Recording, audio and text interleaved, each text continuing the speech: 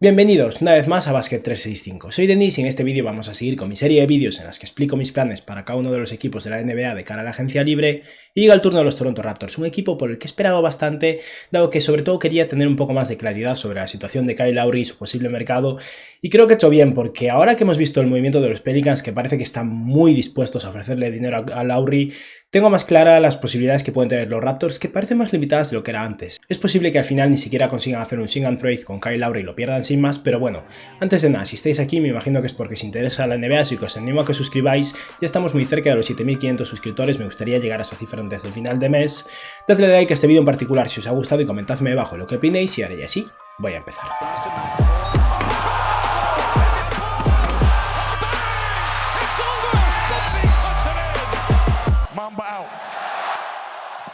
Los Raptors son un equipo que tiene una situación muy curiosa. Hace unos meses, cuando estaban tanqueando y jugando mal y en una situación complicada, parecía que estaban realmente en una situación en la que iban a acabar siendo uno de esos equipos de medio de la tabla sin muchas posibilidades, pero han tenido suerte en la lotería, se han convertido en el cuarto pick del draft. Es posible que consigan sacar algo con Kyle Lowry y aún por encima cabe la posibilidad de que, aunque yo no lo vaya a plantear mucho, saquen bastante por Pascal Siakam también si deciden seguir esa ruta y se conviertan en un equipo que haga una reconstrucción de una temporada básicamente. Los Raptors tienen la posibilidad de mantener sus derechos sobre Kyle Lowry y utilizarlos para renovarlo por encima de su margen salarial en un sing and trade, o de rechazar esos derechos y tener en total unos 15 millones de dólares en margen salarial como máximo. Podrían llegar a tener 18 si rechazan a la mitad de su plantilla a todos esos jugadores cobrando la mínima con contratos no garantizados, pero creo que sería un error. Al final esto va a depender básicamente de la situación de Kyle Lowry y lo bueno es que, tal y como está el mercado ahora mismo, cuando llegue el día de la agencia libre, los Raptors ya van a saber si Kyle Lowry va a ser viable que se vayan a un sing and trade a algún lado y deben conservar sus derechos, o si no va a ser posible, si Kyle Lowry se va a ir a Miami, a New York o a New Orleans, y entonces simplemente pueden tener la posibilidad de operar como equipo con margen salarial. Como decía, tienen eso, unos 15 millones de dólares en margen salarial y en ese caso tendrá la excepción de mid-level de 4,9 millones de dólares que le corresponde a los equipos que operan con margen salarial. Si mantuvieran los derechos de Kyle Lowry para un sing and trade, tendrían la de 9,5 millones de dólares y en ese supuesto también tendrían la excepción bianual de 3,7 y tienen la mínima del veterano disponible. En lo que respecta al draft han tenido mucha suerte y tienen el pick 4 y adicionalmente en la segunda ronda los picks 46 y 47, que no son muy valiosos pero son algo, y tal vez puedan plantearse agrupar los dos para escalar un poco en la segunda ronda, pero yo creo que deberían quedárselos porque van a tener libres sus dos huecos de contrato de dos bandas y encajan bastante bien en esa situación. En lo que respecta a sus agentes libres, obviamente el más conocido y el más hablado es Kyle Lowry, pero luego está Gary Trent Jr., que es un agente libre clave. Va a ser un agente libre restringido, van a mantener sus derechos sobre él, de hecho ya se ha anunciado que los van a mantener, así que van a tener la opción de igualar cualquier oferta y estoy casi seguro de que se va a quedar en Toronto porque ha sido una adquisición muy buena durante la temporada a cambio de Norman Powell. Stanley Johnson también será agente libre después de pasarse 2 años en Toronto. Luego está Ken Birch, que llegó como refuerzo en la posición de center hacia el final de la temporada, y por último Jalen Harris, que termina su contrato de dos bandas y como veremos después no va a seguir en la NBA. En lo que respecta a las fortalezas y debilidades de Toronto, al final hay que tener una cosa muy en cuenta, y es que los Raptors no estaban en Toronto este año, han sido un equipo que está en una situación más excepcional que cualquier otro porque siendo el único equipo de Canadá en esta situación de pandemia global no podían estar en Canadá y estuvieron toda la temporada relocalizados en Tampa, en Florida, lo cual quiere decir que estaban todos fuera de casa, posiblemente en algunos casos con sus familias todavía en Canadá, y una situación muy extraordinaria donde nunca jugaban en casa, o sea que es comprensible que les fuera mal y hay bastantes cosas que van a mejorar simplemente por el hecho de volver a Canadá. Sea como sea, los Raptors han sido como siempre un buen equipo a nivel defensivo, peor de lo habitual, pero que van a recuperar el ritmo, no me preocupa. Un equipo con mucha versatilidad posicional entre Pascal Siakam y OG Anunoby, que pueden jugar tanto de alero como de ala pivot, como incluso small ball center, e incluso Gary Harris, que puede ser escolta o alero, o el propio Fred VanVleet, que puede jugar tanto como de creador principal en la posición de base como de escolta, así que en ese aspecto tiene mucha movilidad. Y luego tiene a Nick Nurse, su entrenador, que ha tenido problemas con Siakam y eso puede ser un poco preocupante, pero creo que una vez más volver a Canadá les ayudará y es un muy buen entrenador. A nivel de debilidades, flojea mucho en el rebote y eso sobre todo porque no tenían realmente un buen center y es algo en lo que van a necesitar trabajar en esta agencia libre. Es un equipo poco profundo, tienen bastantes jugadores por la mínima del veterano, jugadores que han rescatado de la G-League o de contratos de dos bandas y que dentro de lo que cabe han rendido mucho mejor de lo esperado, pero obviamente no son jugadores súper confiables para darles minutos potentes a un equipo competitivo, y es un equipo que necesita más tiro. Es sorprendente con VanVleet, con OG Anunoby, con Kyle Lowry que estaba en la plantilla, pero aún así en porcentaje de 3 han flojeado y creo que mucho depende al final de Pascal Siakam, que ha tirado mucho peor esta temporada. En lo que respecta a los jugadores en plantilla tienen obviamente a Siakam, a Fred VanVleet, a OG Anunoby y luego tienen a Rodney Hood, cuyo contrato es una opción del equipo y hoy es el día que se determina si los Raptors la van a tomar o no. Estaba esperando un poco para ver si se anunciaba ya y todavía no está anunciado, yo asumo que van a rechazarla. También tienen a Aaron Baines, un center al que ficharon la temporada pasada, cuyo contrato del año que viene es no garantizado y estoy seguro al 100% de que lo van a cortar porque cobra 7 millones de dólares y ha sido un desastre. A Chris Boucher, que está en una situación similar, pero ha sido todo lo contrario, ha sido una sorpresa, así que lo van a mantener por esos 7 millones de dólares más o menos. Tienen a Malachi Flynn, que fue su elección de primera ronda tardía del año pasado, un base que todavía tiene mucho que demostrar, pero está empezando a apuntar maneras al final de la temporada. Y luego, como decía, un grupo de 4 jugadores con contratos no garantizados que en otros equipos tal vez no jugarían, pero que en Toronto consiguen al final encontrar su rol y los Raptors dan hecho que estos jugadores funcionen. En DeAndre Bembry, Yuta Watanabe, que es un jugador que se esfuerza muchísimo en defensa y lo hace muy bien y es capaz de tirar de 3. Paul Watson, que es posiblemente el jugador menos NBA de los 4 y aún así supongo que seguirá en el equipo. Y por último, Freddie Gillespie, que fue un jugador que jugó súper bien en la burbuja de G-League y después de eso lo pescaron. Y es un ala pivot o center un poco pequeño, pero con una envergadura abismal de 2.29, que ha aportado un poco de defensa y rebote a un equipo que realmente ya necesitaba y estoy seguro de que va a querer mantenerlo. En lo que respecta a sus necesidades, necesita banquillo. Al final de estos jugadores que he hablado, sí, son jugadores interesantes, pero no son jugadores sólidos y necesitan reforzarse. Necesitan un center, es su mayor problema, claramente. El resto del quinteto titular es realmente sólido, aún si pierden a Fred VanVleet, y necesitan volver a Canadá. Es algo que al final ha jugado en su contra toda esta temporada y estoy seguro de que les va a ayudar mucho. Vamos a hablar ahora de los jugadores cuyos contratos ellos controlan y pueden decidir si quieren mantener o simplemente dejar ir. Y en primer lugar, el motivo por el que decía que van a tener sus huecos libres en sus contratos de dos bandas es que uno ya estaba libre y el otro ocupaba Jalen Harris, que fue el pick 59 del año pasado y ha sido baneado durante una temporada por temas de drogas de la NBA, o sea que obviamente no va a seguir en el equipo. Luego está Rodney Hood, que como decía tiene una opción del equipo de más de 10 millones de dólares, y Rodney Hood es un 3&D decente que a mí en su momento me gustaba bastante, pero ha tenido una ruptura de tendón de Aquiles y está todavía recuperándose y a día de hoy no es un jugador de 10 millones de dólares. Yo rechazaría la opción porque si no la rechazan no tienen ese margen salarial de unos 15 millones y tal vez luego si Hood quiere quedarse podrían mantenerlo por la mínima, pero no creo que vaya a pasar y yo eso, lo dejaría ir. En lo que respecta a Aaron Baines, es un jugador que una vez más ha sido una decepción. Esta temporada ha promediado 18 minutos de juego solo porque es que no era capaz de mantenerse en el campo y 6 puntos, 5 rebotes, un tapón, 2 triples intentados con un 26% desde 3 cuando hasta ahora era uno de sus principales atractivos, la capacidad de tirar de 3 y un 44% en tiros de campo que para un center de 2.08 de altura es bastante catastrófico. Aaron Baines va a cobrar 7,5 millones de dólares el año que viene, tiene un contrato no garantizado y los Raptors lo van a cortar seguro porque no tiene sentido pagarle ese dinero para que ocupe un hueco en la rotación en vez de tener flexibilidad para buscar un center que funcione. Y luego está el caso de Stanley Johnson, que ha sido un jugador más interesante y productivo en los Raptors de lo que ha sido en su carrera. Estamos hablando de un jugador que fue el 8º pick del draft en su momento, si no recuerdo mal, y que se esperaba que fuera una bestia en defensa con potencial ofensivo también, y ni siquiera está bueno en defensa y ha sido un desastre en ataque. Esta temporada con los Raptors promedió en más minutos de los que ha jugado en mucho tiempo, 16 minutos por partido, 4 puntos y 2,5 rebotes con una asistencia y media, 2,2 triples intentados, un 33% desde 3 que ha estado muy bien para Stanley Johnson y un 38% en tiros de campo. Estos dos últimos años en los Raptors estuvo contratado con la excepción bianual que se acaba de terminar. No creo que los Raptors tengan interés en mantenerlo y si lo mantienen será por la mínima. Yo personalmente lo dejaría ir porque ya tienen a 4 jugadores decentillos pero que dejan que desear en los jugadores con contratos no garantizados. No voy a sumar un quinto en Stanley Johnson.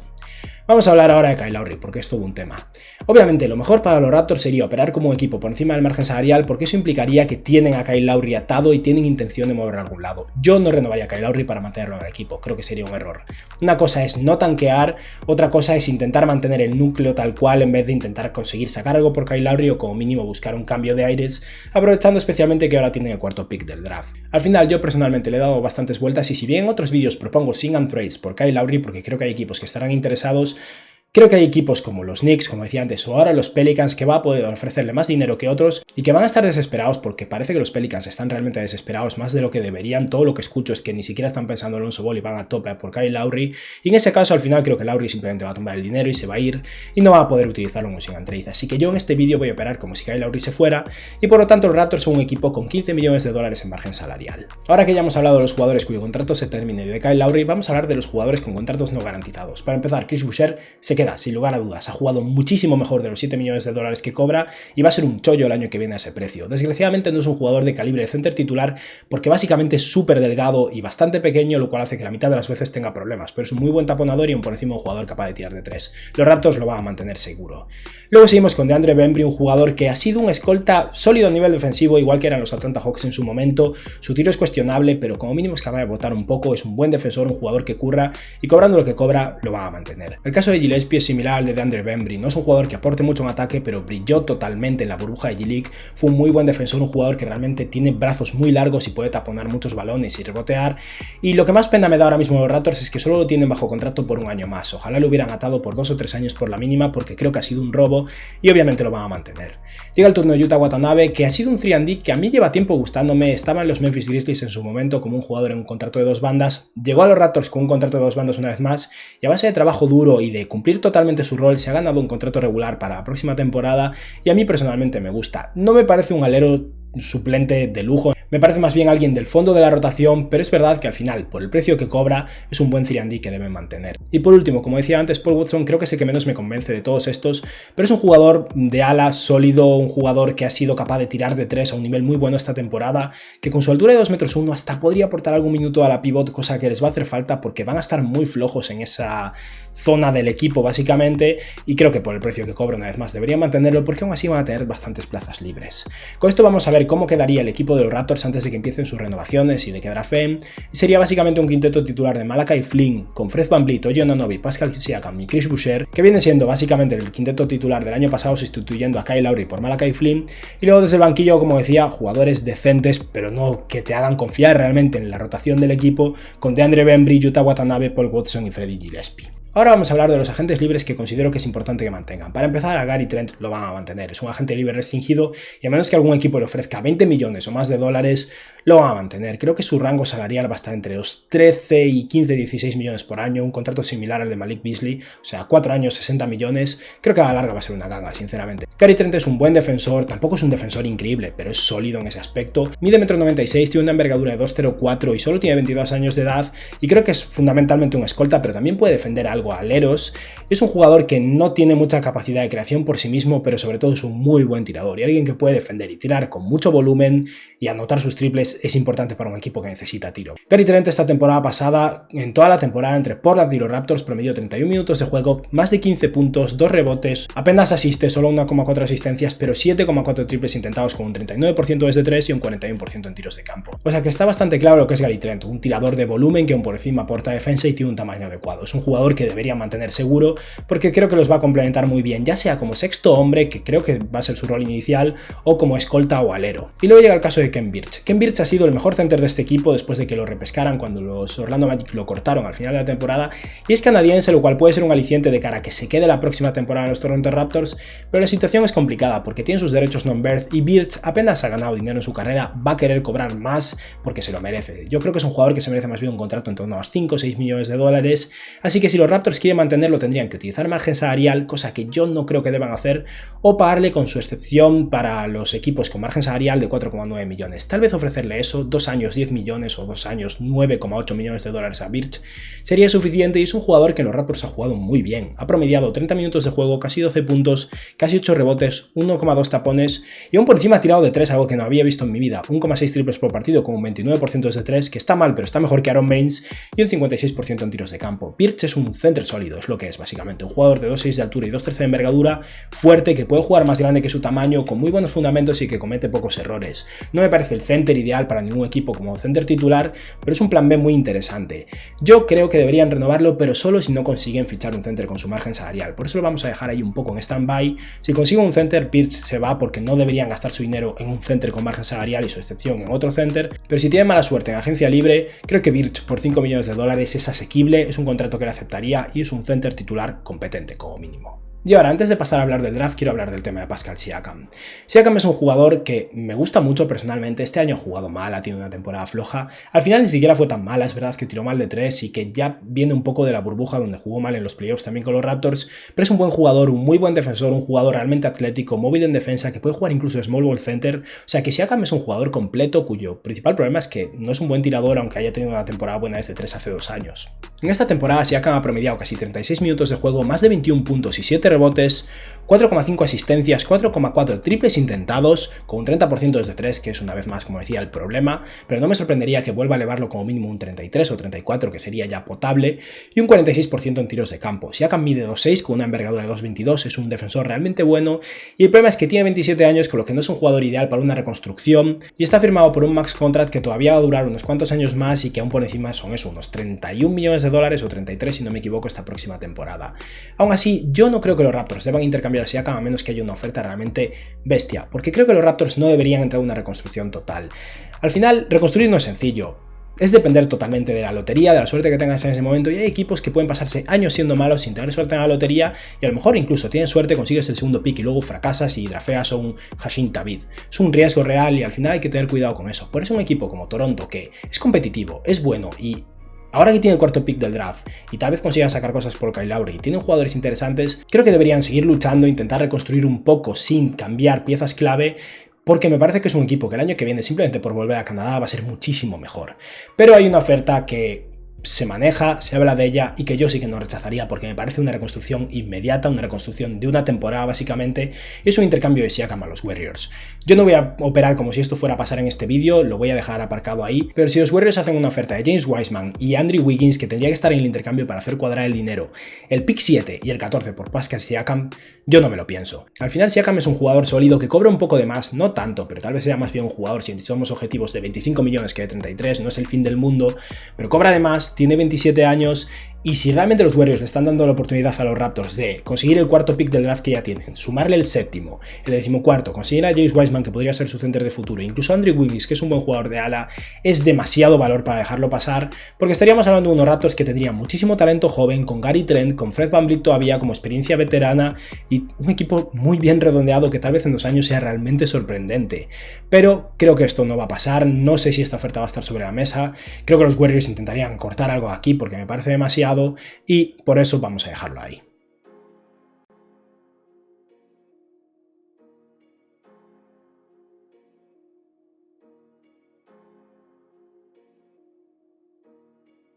Seguimos pues con el draft de la NBA. Los Raptors tienen el cuarto pick y han tenido una suerte increíble. Y en cierto modo es hasta positivo porque este draft tiene un top 4 muy claro y lo bueno de los Raptors es que no van a tener que pensar demasiado. El jugador que caiga sub top 4 es el que van a draftear y ya está. A día de hoy parece que va a ser muy claramente Jalen Suggs y me parece una muy buena opción, la verdad. Suggs es un jugador que mide 1,93 m con una altura de 1,96 m, un jugador que puede jugar creo que tanto de base como de escolta, con lo cual sería intercambiable una vez más con Fred VanVleet, que ha promediado esta temporada con Gonzaga 14 puntos, 5,5 rebotes, 4,5 asistencias, 3,3 triples intentados con un 35% desde 3 y un 51% en tiros de campo. Al final Suggs es un ganador, un jugador intenso que realmente se preocupa por el resultado del partido, muy bueno a nivel defensivo, un pasador mucho mejor de lo que yo me esperaba y un jugador cuya principal carencia a día de hoy es que su tiro no es del todo fiable, pero no es un tirador terrible tampoco, y creo que teniendo en cuenta que VanVleet es mucho mejor tirador, de entrada jugaría Jalen Suggs como base con el balón en las manos, con VanVleet siendo el jugador que puede recibir pases para el catch and shoot y crear en ocasiones, pero si Suggs se desarrolla como triplista, que es muy probable al final, no es malo en absoluto, simplemente no es muy bueno,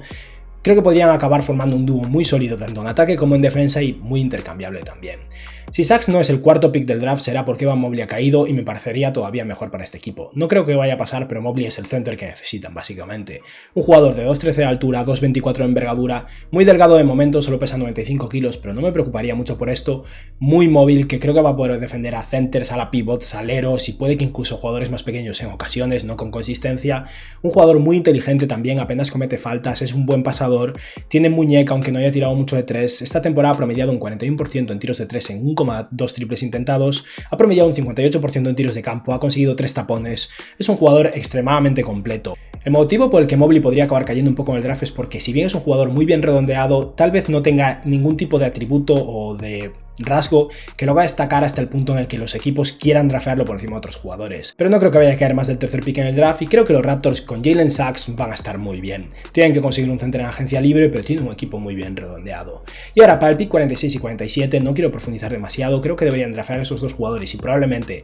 poner a los dos en contratos de 2 bandas. Voy a plantear 3 opciones de jugadores de los que ya he hablado con anterioridad que creo que podrían estar en este rango y me parecen interesantes. El primero es Jericho Sims, un jugador mucho más veterano, un center de 4 años de experiencia la Universidad de Texas, que es un center móvil, muy atlético, muy corpulento, pesa 113 kilos de peso, es súper atlético, tuvo el segundo salto vertical más grande de todo el Draft Combine este año, mide 2'8 y tiene una envergadura de 2'22 y no es un jugador súper hábil, pero es alguien que ha promediado esta temporada con Texas 24 minutos de juego, 9 puntos y 7 rebotes con 2,2 rebotes ofensivos, un tapón y un 69% acierto en sus tiros de campo. Jericho Sims al final es un jugador sólido en defensa, relativamente móvil, no creo que vaya a ser un desastre defendiendo el pick and roll tampoco, y en ataque es alguien que básicamente finaliza loops y mata balones cuando se la pasas debajo del aro, pero es un center suplente muy interesante si está disponible en un pick como el 46 o 47. Y otra opción que puede ser muy interesante, que podría estar perfectamente disponible en este rango del draft, es un muy buen defensor de ala que desgraciadamente no ha desarrollado su tiro y por eso podría caer tanto, y ese es Herbert Jones, un jugador que ha sido posiblemente el mejor defensor de toda su conferencia.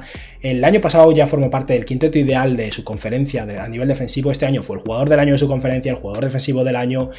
obviamente parte de los quintetos de su conferencia, o sea que Herbert Jones ha tenido una muy buena carrera universitaria con Alabama. Es un alero de 2,1 m de altura y 2,13 de envergadura que esta temporada con Alabama promedió 27 minutos de juego, 11 puntos, 6,5 rebotes, casi 2 robos y más de un tapón, siendo un alero, con un 44% de acierto en tiros de campo y un 39% desde 3, que puede parecer esperanzador, pero apenas tiro triples, tiró muy pocos y en toda la carrera que ha tenido como universitario no ha tirado prácticamente nada, y un 72% en tiros de campo. Pero al final, un alero con estos atributos físicos y estabilidad defensiva, como mínimo creo que puede ser un Torrey Craig y con suerte puede acabar convirtiéndose en un tirador interesante, o sea que es un proyecto muy válido. Y el último jugador que creo que se podrían plantear en este rango es Santi Aldama, el español, que no creo que vaya a estar en la NBA el próximo año, no creo ni siquiera que vaya firmado un contrato de 2 bandas, posiblemente acabe siendo un draft on stash, un jugador que se vaya a jugar de vuelta a Europa, posiblemente al Gran Canaria, me parece que he escuchado, y alguien que al final puede acabar siendo un center muy interesante a la larga, un center con posibilidad de tirar de 3, que esta temporada era el mejor jugador de su equipo con mucha diferencia. Aldama ha promediado 21 puntos por partido, 10 rebotes, 1,7 tapones, 2,3 asistencias, 5,1 triples intentados con un 37% desde 3 y un 51% en tiros de campo. Y al final es un center de 2'11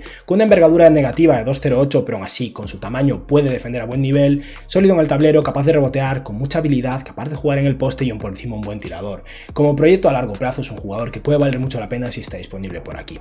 Con esto vamos a presentar una vez más cómo quedaría la plantilla después del draft, donde simplemente suma a Jalen Sachs porque los otros estarán en contratos de 2 bandas y de renovar a jugadores. Y es un equipo que ya empieza a tener mucha más forma. Estará Jalen Sachs como base titular, con Fred VanVleet como escolta, OG Anunoby como alero, Pascal Siakam como ala pivot y Chris Boucher como center, y desde el banquillo tienen a Malachi Flynn, a Gary Trent Jr., que sería el sexto hombre de entrada junto con DeAndre Bembry, Yuta Watanabe, Paul Watson y Freddie Gillespie. Y aquí hay una cosa que me parece muy interesante, que es que veo potencial de formar un equipo moderno para cerrar partidos, por ejemplo, moviendo a Pascal Siakam a small ball center y poniendo a Gary Trent como alero, donde pones a Siakam de center y tienes 3 muy buenos tiradores en Gary Trent Jr., Fred VanVleet y OG Anunoby, Jalen Sachs, que puede ser un tirador decente y en general un equipo muy móvil, muy bueno en defensa, con capacidad de tiro y realmente con un potencial ofensivo muy interesante. No es un equipo para jugar todo el partido, pero para ciertos momentos puede ser realmente una combinación muy interesante. Y ahora vamos a hablar de la agencia libre y qué deberían hacer los Raptors con esos 15 millones de dólares que van a tener libres.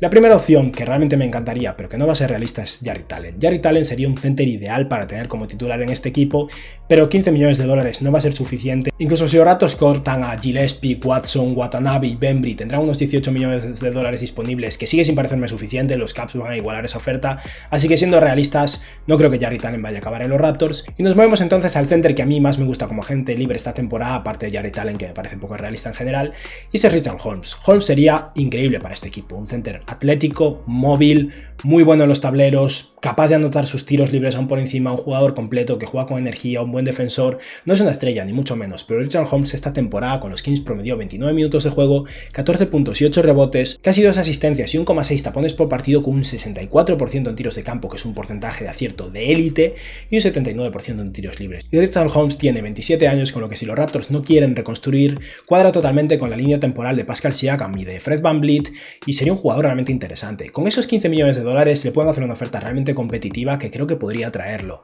Al final, yo he pensado en dos opciones. Una sería directamente ofrecerle 4 años, 60 millones, 15 millones por año, pero creo que hay una opción muy interesante para ambos lados, más breve, que sería ofrecerle 2 años 30 millones, porque de este modo Richaun Holmes sería agente libre con 29 años otra vez, que es un muy buen momento para salir al mercado. Siendo un center atlético con 31 años puede que sea más difícil conseguir un contrato interesante, y en ese momento los Raptors tendrán los derechos early bird sobre Richaun Holmes, o sea que podrían ofrecerle un aumento para pagarle bastante más si quisiera mantenerlo, o podrían irse por caminos separados. Creo que sería una opción muy viable para ambos lados.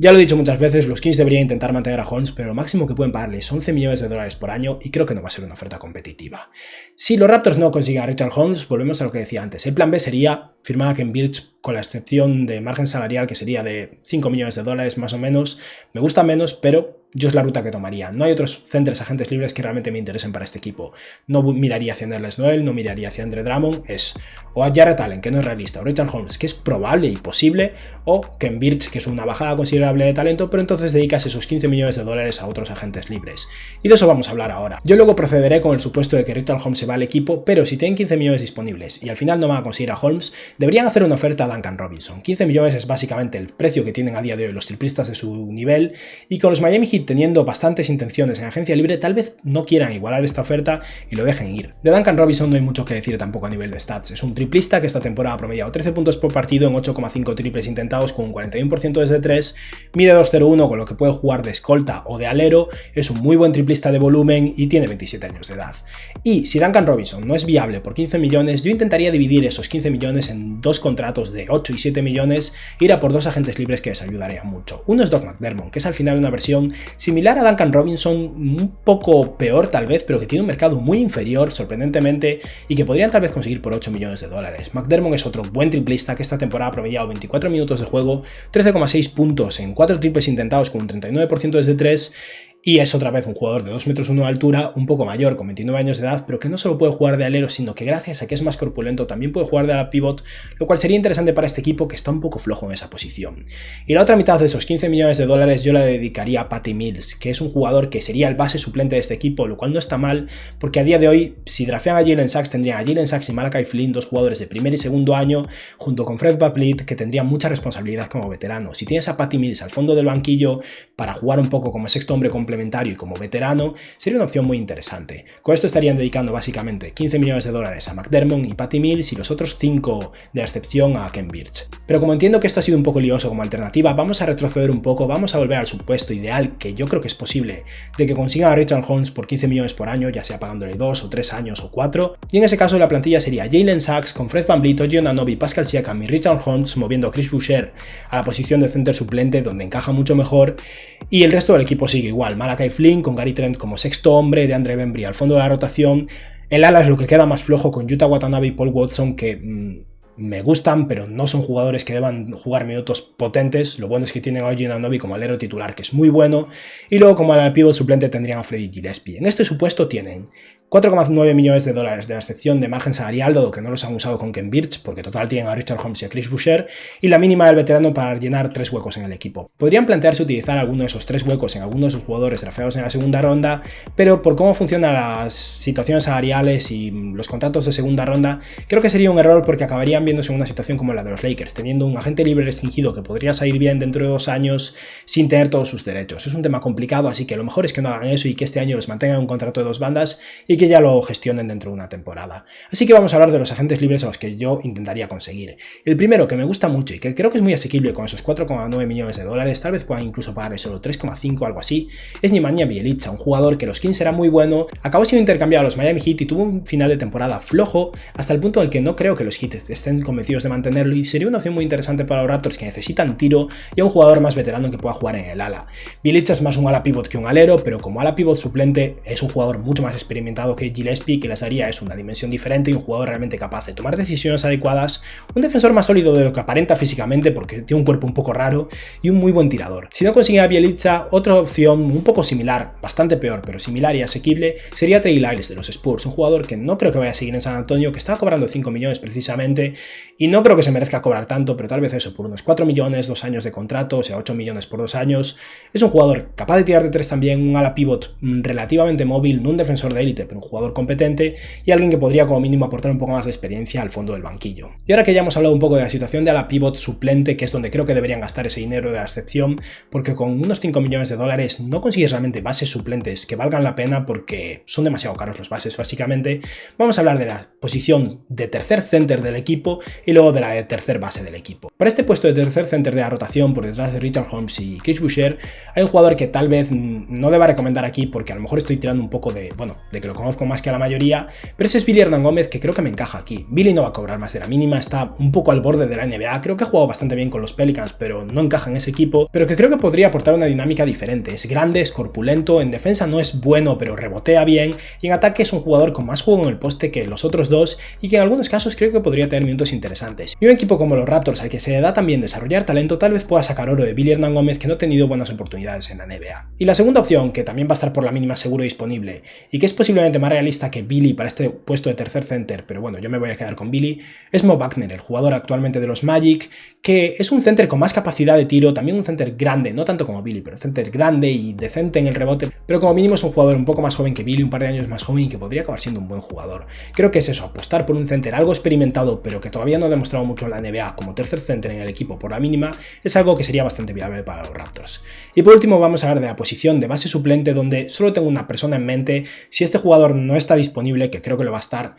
hay alternativas, pero no hay ninguna que me guste realmente, y ese es Elfrid Payton, un jugador que en general no me gusta, pero creo que encaja en este equipo. Payton ha tenido un par de años regulares en los Knicks y se acabó su contrato y no creo que lo quiera mantener porque es un jugador que es incapaz de tirar en absoluto, pero en este equipo me tiene algo de sentido. Para empezar es un jugador veterano que puede tener el balón en las manos y no es un mal pasador, o sea que es capaz de tomar decisiones adecuadas y el nivel defensivo es bueno, no es increíble, pero es bueno, o sea que aporta defensa, aporta veteranía, aporta experiencia y si acaba jugando en la segunda unidad con Gary Trent, a Gary Trent le encanta tirar, o sea que Elfrid Payton puede preocuparse de defender y pasar el balón a Gary Trent y que él haga su cosa, por lo que no hace falta que tenga responsabilidad ofensiva y es un jugador que como mínimo sabes que puedes confiar en él para que juegue 15 minutos y no sea un completo desastre. Y con esto hemos acabado ya con mis planes para los Toronto Raptors de cara a esta próxima agencia libre. Va a ser muy interesante ver cómo gestionan el draft, sobre todo cómo gestionan la posibilidad de conseguir algo por Kyle Lowry, por Pascal Siakam, pero la verdad es que hay tantos supuestos ahí que era difícil realmente de valorar y por eso he decidido dejarlo en el aire. Pero bueno, el equipo final sería básicamente Jalen Suggs con Fred VanVleet, OG Anunoby, Pascal Siakam y Richard Holmes como center titular, y luego los bases suplentes serían Malachi Flynn y Elfrid Payton, los escoltas suplentes serían Gary Trent y DeAndre Bembry, donde Gary Trent sería claramente el jugador con la carga ofensiva desde el banquillo, los aleros suplentes serían Yuta Watanabe y Paul Watson, de ala pivot tendrían a Nemanja Bjelica, que aporta bastante más tiro que cualquiera de los otros jugadores del banquillo, exceptuando a Gary Trent, a Freddie Gillespie como una opción mucho más defensiva, a Chris Boucher como center muy atlético, capaz de taponar balones y de tirar de tres, y a Billy Hernangómez como un center más sólido, más grande y corpulento y capaz de rebotear y con algo más de juego interior. Y bueno, con esto se han terminado ya mis planes para los Toronto Raptors de cara a esta próxima agencia libre. Me quedan ya solo dos equipos, los Suns y los Nets. Y nada, espero que os haya gustado el vídeo y que tengáis un buen día. Adiós.